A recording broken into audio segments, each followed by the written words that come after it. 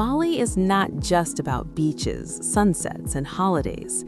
Beneath its beauty, there is something far deeper, something that has quietly sustained life for centuries. Imagine standing in the middle of endless green rice terraces, feeling the gentle breeze brush against your skin, hearing the soft, constant flow of water, and witnessing a landscape that feels almost timeless. It looks peaceful, effortless even. But the truth is, nothing here happens by chance. Have you ever wondered how these rice fields remain so perfectly balanced, so consistently alive? The answer lies beyond what the eye can see. It is not just nature. It is not just fertile land or a favorable climate. It is a system, an ancient, carefully designed system that has been passed down from generation to generation for over 1,000 years. This system is known as Subak. Since as early as the 9th century, the people of Bali have developed a way to manage water that goes far beyond simple irrigation. Water begins its journey high in the mountains, flowing through rivers, streams, and an intricate network of channels carved into the landscape. It travels across villages, passes through temples, and eventually reaches each individual rice field. Every drop is guided, every path is intentional. But what makes Subak truly remarkable is not just its engineering, it is the philosophy behind it.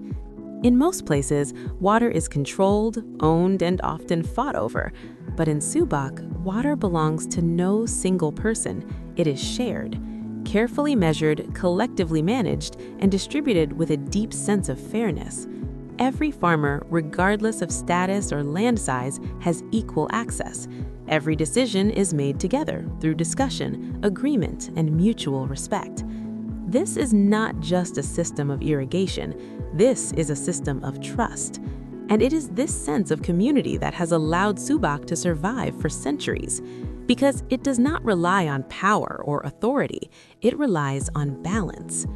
At the heart of this balance lies a philosophy known as Tri Hita Karana, the harmony between humans, nature, and the divine. For the Balinese people, life is not separated into categories.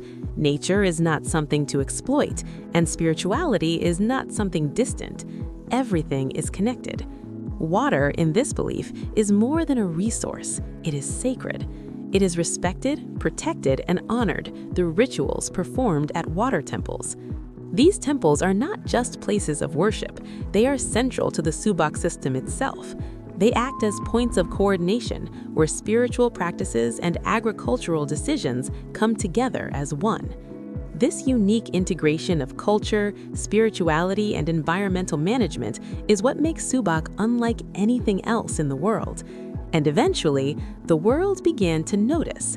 In 2012, Subak was officially recognized by UNESCO as a World Cultural Heritage, not simply because of the breathtaking beauty of Bali's terraced landscapes, but because Subak represents something far more important, a living example of how humans can coexist with nature in a sustainable and harmonious way. For centuries, this system has ensured not only agricultural productivity, but also social stability and environmental balance. It has allowed communities to thrive without exhausting the land they depend on. But today, this balance is being tested. As Bali continues to grow as one of the most popular travel destinations, the pressure on its land has increased dramatically. Rice fields are slowly being converted into villas, resorts, and modern infrastructure. What was once a continuous green landscape is now fragmented. At the same time, younger generations are beginning to move away from farming. The appeal of modern jobs, combined with the challenges of maintaining traditional agriculture, has created a shift that is difficult to ignore. And with that shift, the future of Subak becomes uncertain. Because Subak is not something that can survive on its own. It depends on people. It depends on participation, cooperation, and belief. Without these, the system cannot function. If this continues, there may come a time when Subak exists as only a historical concept, a story told in books, a memory preserved in photographs, but not something that can be experienced. And perhaps that's what makes this moment so important. Because Subak is more than just a method of farming, It is a reflection of how life can be lived differently. It teaches us that progress does not always mean replacing the old with the new. It shows us that sustainability is not just about technology, but about values.